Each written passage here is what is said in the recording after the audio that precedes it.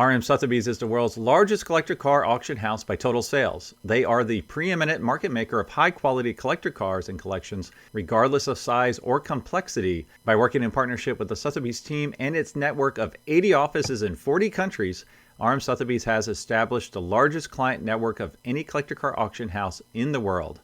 Join the RM Sotheby's family by connecting with one of their car specialists at rmsotheby's.com or contact me directly at GStanley at rmsotheby's.com. LLC TLC is here to save you money on all of your vehicle purchases.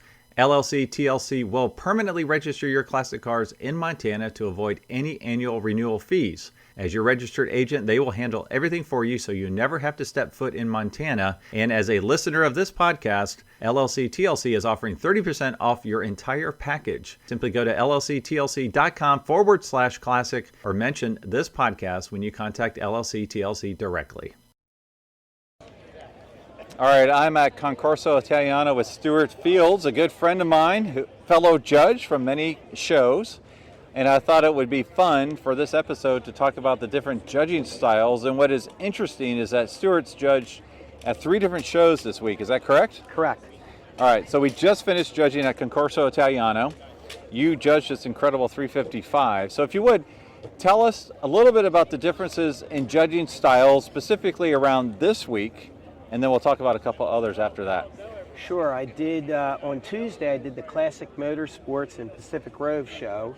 And that show is not as intensely judged. It's more like what we call like a French judging type of show where we're not looking for every, certain hose clamps and this and whatever. It was a fun show. People bought their cars. They've owned a lot of them, owned them since brand new, or their fathers or mothers owned them.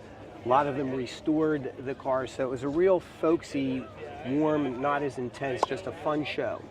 On Thursday, I judged at the Ferrari Owners Club of Monterey, California, that was in Carmel. That was more intense, where we used IC Jag judging, which is what they use at Pebble Beach.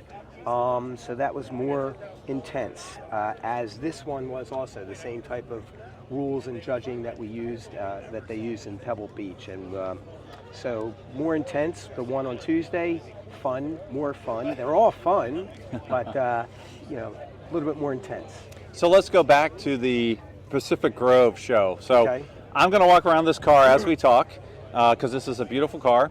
So what does that mean exactly? So if you have a car that maybe isn't totally perfect on the nuts, factory restored, but is pretty nice, good history? Yes. Is that kind of what you're looking for? Correct. In that scenario? Correct, in that type of judging, at the French judging type of judging, yes. So explain that, French judging, that's more of the Concours d'Elegance? It's still a concourse, but we're not testing for functions, starting the engine, doing the operational functions, things of that nature, and making sure every piece of the car is factory correct type of thing. Some of them have been modified a little bit, so we don't deduct for that. So in that French judging world, is it more of beauty and elegance? Hence Correct. The Concours d'Elegance? Correct. Not as much functionality and more beauty and elegance. That would be an excellent way to describe it. So if you have a Ferrari Nart Spider that maybe isn't perfect, but then you have it against an ACM Gremlin that is perfect, who would win? I would probably want to give it to the Gremlin, because I am sure that Nart Spider wins everything hands down at every other event. And this one, I told you, is people of the area had bought their cars and they've been in the families since, for such fascinating stories. One woman had this 1959 Chrysler Imperial convertible that was stunning, and it was her father's, and it was all original. The car was all original, and she had a lot of stories with it.